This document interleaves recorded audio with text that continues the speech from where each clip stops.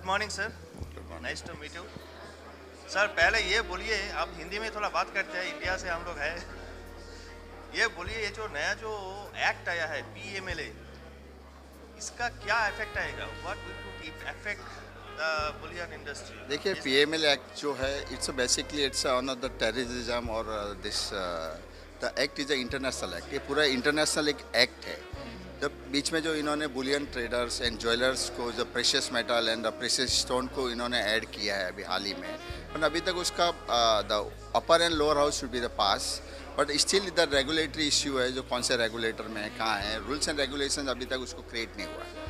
अगर ये ज्वेलरी जो रिटेल आउटलेट और उसमें अगर आता है, ठीक है, अगर बुलियन ट्रेडर द बिग है, वो KYC नॉर्म्स है, द कंपलसरी है, एटलीस्ट आज भी हम लोग KYC नॉर्म्स सब लोग करते ही हैं। अगर रिटेलर्स के लिए आता है तो एक इम्पैक्ट रॉन्ग हो जाता है। क्यों? अगर रिटेल इन्वेस्टर रिटेल परचेज करने आते हैं छोटे छोटे 10,000 20,000 का, उनके लिए KYC करना, और KYC नॉर्म्स भी इतना स्ट्रिक्ट है उसके अंदर, तो इसमें थोड़ा प्रॉब्लम लगता है। But I think government should उसके बारे में कुछ सोच के भी इसका डिसीजन लेगी। पर हाल ही में अगर इन्होंने थोड़ा अभी उसको साइडलाइन कर दिया है कि बाद में देखते हैं कि इसको एप्लीकेबल कैसे करना है, तो मुझे नहीं लगता है कि रिटेलर्स के लिए ये एप्लीकेबल शायद होगा। Audience here, at least audience here is very concerned about this developments. First of all, the 6% increase in the import duty, then this kind of developments. Now they are telling that it is very difficult maybe to do business with India tomorrow. So as a representative of India, please tell the audience what is the right picture. देखिए, अगर आप देखोगे तो India की population 120 crore के सामने है और 6% कस्टम्स ड्यूटी इज ओके, क्योंकि बेसिकली इट्स अ प्राइस के ऊपर डिपेंड रहता है। अगर 6% ड्यूटी होता है, रुपये अप्रिसिएशन हो जाता है, डॉलर, अभी आप देखोगे कि जब गोल्ड में 1650 था जब अनाउंसमेंट किया था, उसके बाद सडनली प्राइस फॉल हो गया तो 2% 1550 पे आ गया, तो उससे प्राइस नहीं होता है, वो एक इम्पैक्ट होता है प्राइस के ऊपर, और प्राइस बाइंग होती है। ड्यूटी इंक्रीज या डिक्रीज करने उससे कोई इफेक्ट नहीं पड़ता है। पर ओवरऑल अगर आप देखोगे 120 बिलियन 120 करोड़ की आबादी में 1.2 बिलियन, उसमें पर एनम $110 मिलियन मैरिजेज होते हैं, 800 प्लस टन्स का इंपोर्ट होता है। तो आई डोंट थिंक सो कि इंपोर्ट फिगर कुछ ड्रॉप डाउन होगा, इधर इससे 6% और मे बी 4% और मे बी 7%। उस ड्यूटी का स्ट्रक्चर से इससे कोई फ़र्क नहीं पड़ेगा, इंपोर्ट एज इट इज़ ही होगा। थोड़ा बहुत सेंटीमेंट अभी थोड़ा नेगेटिव ही हो, धीरे धीरे वापस इम्प्रूव हो जाएगा। This global audience, they are now taking it very little bit reverse way, and maybe tomorrow supplying gold to India may be little difficult. That is the concern that I talked with you guys here. नहीं, India में import करना, देखिए India में पहले सबसे बड़ा system होता है कि any Indian traders are buying for LBMA members and their the accredited refinery, उनके बगैर हम लोग माल खरीदते नहीं हैं। तो ड्यूटी से बढ़ने से कोई बिजनेस के ऊपर कोई इफेक्ट नहीं पड़ा। हाँ ठीक है, थोड़ा गोल्ड महंगा हो गया है, पर ड्यूटी बढ़ने से जो difference the international market and domestic market में जो गैप आ गया, उससे अदर जैसे दुबई हुआ, उनका बिजनेस थोड़ा बढ़ जाएगा। अब इंपोर्ट फिगर जो ड्रॉप डाउन उनका जो होता था, अब उनका धीरे ग्रोथ हो जाएगा, बिकॉज अब डिफरेंस हो गया है almost, if you see the $4,000 difference between the India and USA और इंडिया एंड दुबई पर kilo $4,000 is not a small amount. तो उस हिसाब से थोड़ा यहाँ इम्प्रूव हो जाएगा, ज्वेलरी यहाँ के भी बिकनी शुरू हो जाएगी, तो दुबई का ग्रोथ काफ़ी बढ़ जाएगा। मुझे लगता है लास्ट ईयर से इस साल में डबल हो जाएगा। Advantage to Dubai, not to disadvantage to Dubai. No, it's a huge advantage of Dubai because it's a lots of the logistic is there, the everyday, the airline, the passenger, the NRI, each and everyone is there. So I think Dubai business should be improved. Okay.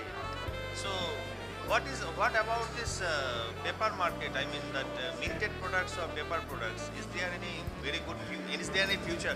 आगे सामने आपको कुछ अच्छा कुछ दिख रहा है क्या इंडिया में? नहीं, पेपर प्रोडक्ट में आज भी इंडियन लोग का एक ही मेंटालिटी होता है, they want the hard gold in their hand. They don't believe in the paper gold because it's a 70% are the gold buying in the rural area. They don't have demat account, they don't have the bank account. So I don't think so. Physical demand एक तरह रहेगा, paper demand का growth slowly बढ़ रहा है, नहीं है कि नहीं है. अगर आप लास्ट 4-5 साल में देखोगे तो इंक्रीमेंट हो रहा है, but it's all depend on the equity side. अगर इक्विटी पॉजिटिव रहता है, सेंटीमेंट थोड़ा पॉजिटिव रहता है, तो उसमें बाइंग रहती है। अनलेस द फेस्टिव सीजन के टाइम पे उसमें एक बाइंग बड़ी निकल के आती है, नहीं तो फिजिकल बाइंग एवरी प्राइस के ऊपर इन्वेस्टमेंट डिमांड रहता है। The marriages, the festivals, each and every one is there. तो इंडिया में बाइंग कॉन्स्टेंटली चालू ही रहती है।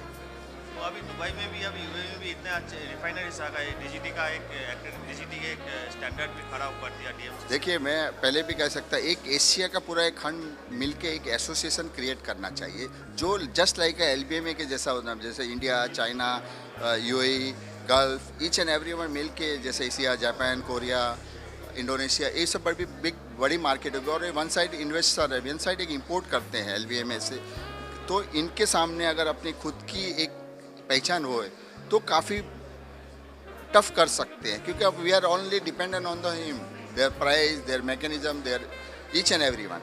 अगर दुबई में जैसे एलबीएमए वेयर हाउस ओपन हो जाए, जैसे अभी सिंगापुर प्लानिंग कर रहे हैं, अगर दुबई में हो जाए, it's a nearest port by the India, we can move consignment each in just 3 or 4 hours the time, तो बिजनेस और बढ़ सकता है। मेरा कहने का यही मतलब है कि हम लोग कंजम्पशन सेंटर पे है, India, China, UAE, middle east. No. It's basically depend on the in India में थोड़ा रेगुलेटरी इश्यू है कि we can not export the goods. अगर हम लोग धीरे धीरे ट्राई कर लें, अगर उसमें सक्सेस हो जाते हैं, तो we can do the 2-way trade. हम लोग माल बेच भी सकते हैं, माल खरीद भी सकते हैं। अभी सर इंडिया में रिफाइनरीज बहुत आ रहे हैं। आज भी नए नए लोग बोलते हैं कि रिफाइनरी सेट करेंगे। अचानक ये रिफाइनरी का इतना दौर कैसे आ गया? देखिए, the difference between the raw material जो इंपोर्ट करते हैं उसकी ड्यूटी है 6%, और जो डोरेबार जो अभी हाल ही में जो अनाउंसमेंट किया है, क्योंकि अगर आप देखोगे तो लास्ट इंडियन का 50 ईयर्स की हिस्ट्री के अंदर कोई भी रिफाइनरी सर्वाइव नहीं कर रही थी, सब सिक थी। तो उसको इम्प्रूव करने के लिए गवर्नमेंट ने थोड़ा इनिशिएटिव लिया है कि रिफाइनरी शुड बी इम्प्रूव। तो इन्होंने डोरेबार के ऊपर 4% कस्टम ड्यूटी किया एंड 5% एक्साइज किया है।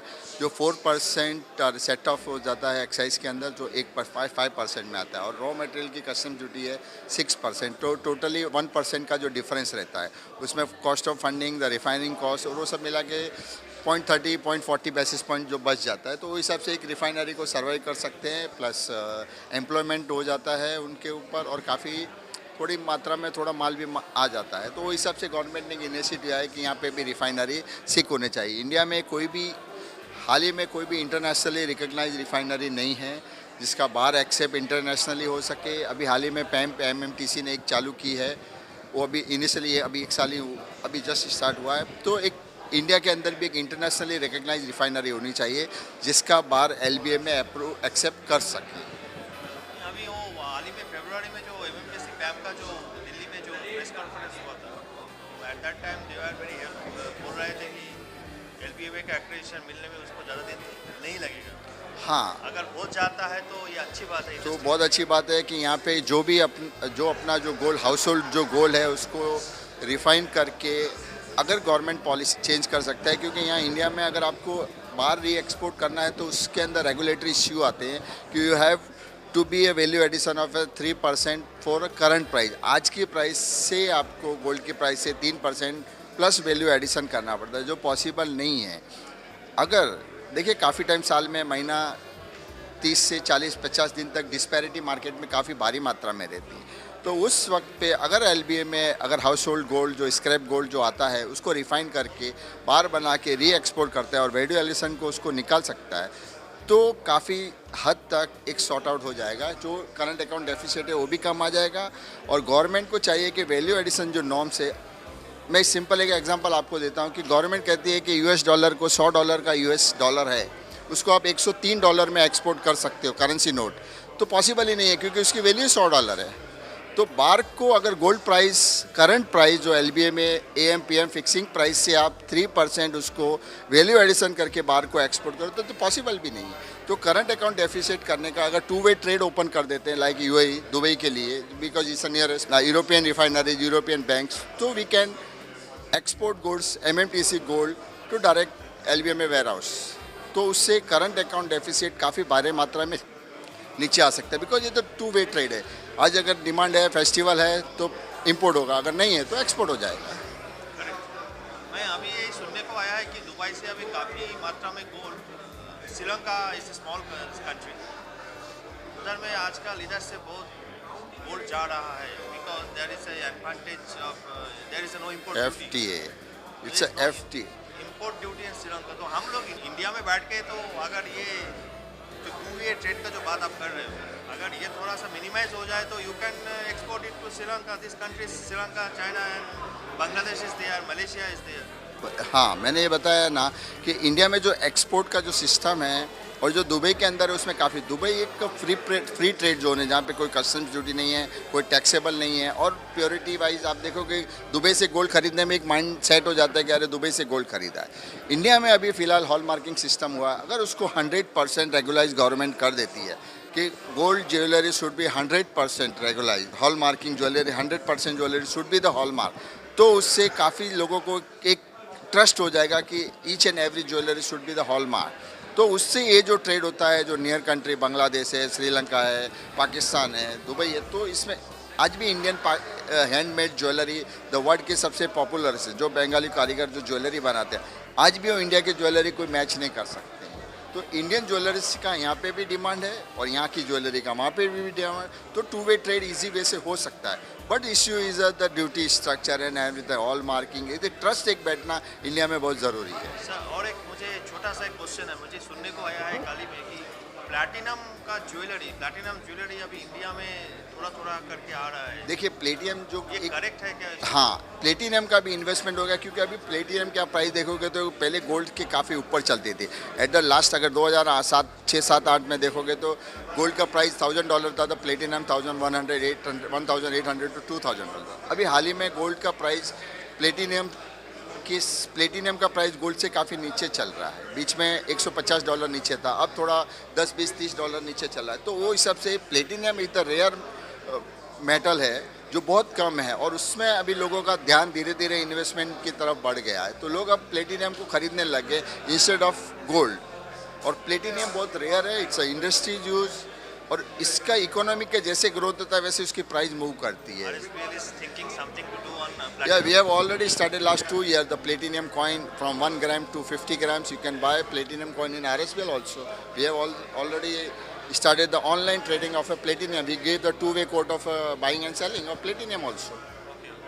Sir, no shop इस conference के ऊपर बोलिए, how are you liking? देखिए मैं फर्स्ट टाइम आया हूँ, ये सेकंड कॉन्फ्रेंस है, बट इज एक्सेलेंट। अगर आप गैदरिंग देखोगे तो around the world almost 350 delegates are there. It's excellent, all the best to the Fortel and the DMCC, और ऐसे ही आगे चलते जाए। Then many thanks to them.